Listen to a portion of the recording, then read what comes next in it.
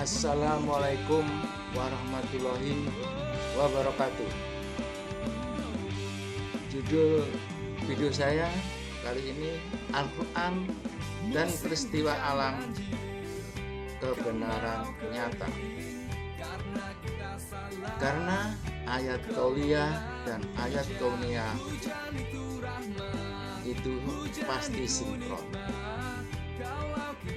Karena Allah menciptakan langit dan bumi itu dengan menetapkan hukum-hukum yang melekat menjadi suatu sistem yang hidup terus-menerus.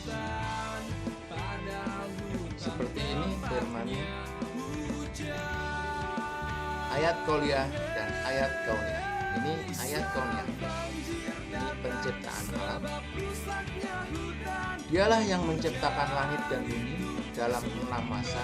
Kemudian dia bersemayam di atas arsy. Dia mengetahui apa yang masuk dalam bumi dan apa yang keluar daripadanya, dan apa yang turun dari langit dan apa yang naik kepadanya. Dan dia bersama kamu di mana saja kamu berada. Dan Allah Maha melihat apa yang kamu kerjakan. Al-Quran Surat Al-Hadid ayat 4.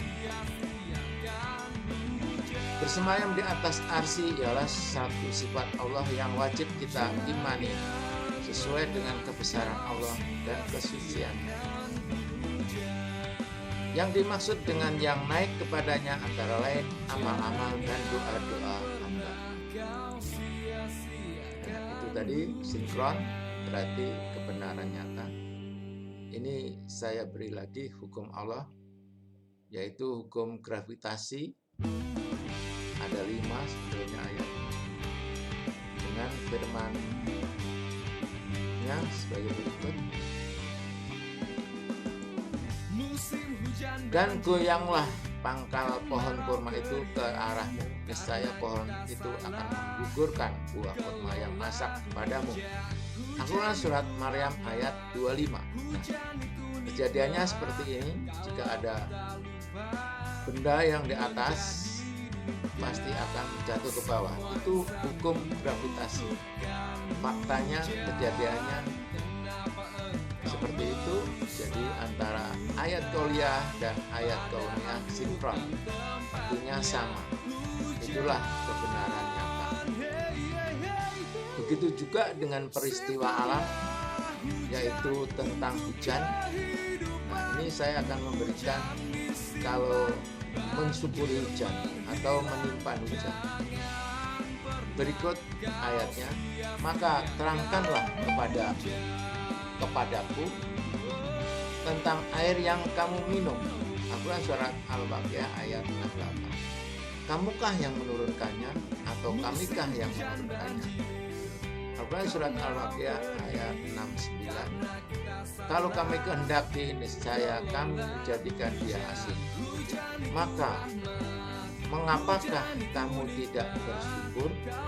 Al-Quran Surat Al-Baqarah 70 ayat 70. Nah, ini Allah menanyakan. Jelas bahwa yang menurunkan hujan itu hanya Allah. Mengapa kamu tadi ayat yang video pertama saya bilang mengingkari, selalu diingkari? Kenapa kamu tidak bersyukur?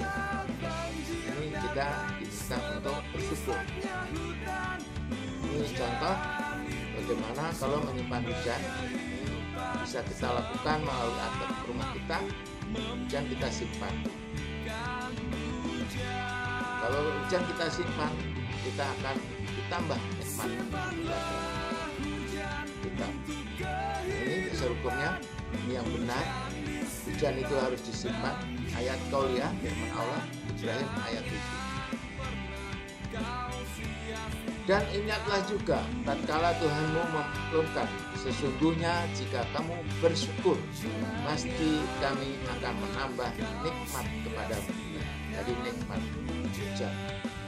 Hujan itu nikmat, syukur kepada nikmat akan ditambah. PU nomor 12 garis miring PRT garis M garis miring 2014. Ini juga lampiran 1 halaman 4. Meresap ke tanah sifatnya mutlak. Kalau mutlak itu udah mutlak seperti hukum Allah, pasti mutlak. Jadi harus disimpan. Hujan harus diresapkan. Nah, ini sudah sinkron antara ayat Qouliyah dan peraturan pemerintah sinkron. Kemudian fakta kebenarannya, fakta kejadiannya di bumi ini akan saya berikan contoh. Nah, sebelum contoh ini saya akan bacakan yang lampiran permen PU tadi. Konsep drainase baru, paradigma baru yang biasa disebut drainase ramah lingkungan atau eco-drainase atau drainase berwawasan lingkungan yang sekarang ini sedang menjadi konsep utama di dunia internasional dan merupakan implementasi pemahaman baru konsep ekohidrolik dalam bidang drainase.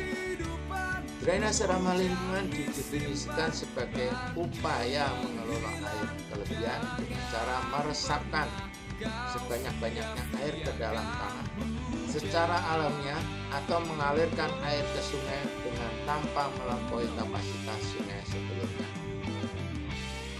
Dalam drainase ramah lingkungan, justru air kelebihan pada musim hujan harus dikelola sedemikian rupa sehingga tidak mengalir secepatnya ke sungai, namun diusahakan meresap ke dalam tanah guna meningkatkan kandungan air tanah untuk cadangan pada musim kemarau.